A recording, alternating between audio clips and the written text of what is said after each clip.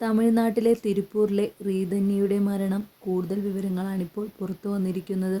ഭർതൃ വീട്ടിലെ കൊടിയ പീഡനമാണ് തന്നെ മരണത്തിലേക്ക് നയിച്ചത് എന്ന് റീധന്യ പിതാവിനയച്ച വാട്സപ്പ് സന്ദേശത്തിൽ വ്യക്തമാക്കുന്നു.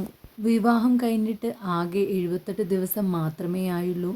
100 പവന്റെ സ്വർണ്ണാഭരണങ്ങളും 70 ലക്ഷം വരുന്ന വോൾവോ കാറും നൽകിയാണ് വിവാഹം നടത്തിയത്.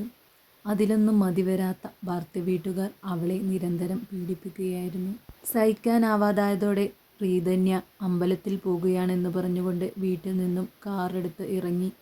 എന്നാൽ ഒരുപാട് നേരം കാർ നിർത്തിയിട്ട് കണ്ട നാട്ടുകാർ പോലീസിനെ വിവരമറിയിച്ചു. പോലീസ് വന്ന് പരിശോധിച്ചപ്പോഴാണ് റീധന്യ മരിച്ചു കിടക്കുന്ന നിലയിൽ കണ്ടെത്തിയത്. വിഷം കഴിച്ചു മരിച്ചെന്നാണ് പ്രാഥമിക നിഗമനം. മരിക്കുന്നതിനു മുമ്പ് റീധന്യ തൻ്റെ പിതാവിനയച്ച ഓഡിയോ ക്ലിപ്പിൽ പറയുന്നത് ഇങ്ങനെയാണ്: സോറി അപ്പ, അവരുടെ മാനസിക പീഡനം എനിക്ക് താങ്ങാനാവുന്നില്ല. എല്ലാവരും അഡ്ജസ്റ്റ് ചെയ്യണമെന്ന് എന്നോട് പറയുന്നു.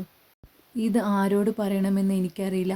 എല്ലാവരും എന്നോട് പറയുന്നത് അഡ്ജസ്റ്റ് ചെയ്ത് പോകണമെന്നാണ്. ആർക്കും എന്നെ മനസ്സിലാവുന്നില്ല. ഞാൻ എന്തിനാണ് ഇങ്ങനെ നിശബ്ദയായിരിക്കുന്നതെന്നോ ഇങ്ങനെ ആയതെന്നോ എന്നും എനിക്കറിയുന്നില്ല. ഇങ്ങനെ മുന്നോട്ട് പോവാൻ എനിക്ക് കഴിയില്ല. ജീവിതകാലം മുഴുവൻ നിങ്ങൾക്ക് ഭാരമാവാൻ ഞാൻ ആഗ്രഹിക്കുന്നില്ല. ഇത്തവണ ഞാൻ ഒരു തെറ്റും ചെയ്തിട്ടില്ല. ഭർത്താവ് ശാരീരികമായി ഉപദ്രവിക്കുമ്പോൾ വീട്ടുകാർ മാനസികമായി പീഡിപ്പിക്കുകയാണ്. എനിക്ക് ഈ ജീവിതം തുടരാനാവില്ല.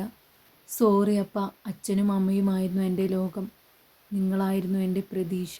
പക്ഷെ ഞാൻ നിങ്ങളെ വേദനിപ്പിച്ചു. എന്നെ ഇങ്ങനെ കാണാൻ നിങ്ങൾക്ക് കഴിയില്ല. നിങ്ങളുടെ കഷ്ടപ്പാടുകൾ എനിക്ക് മനസ്സിലാക്കാൻ കഴിയും. എന്നോട് ക്ഷമിക്കണം അച്ഛാ, എല്ലാം കഴിഞ്ഞു, ഞാൻ പോകുകയാണ് അച്ഛാ.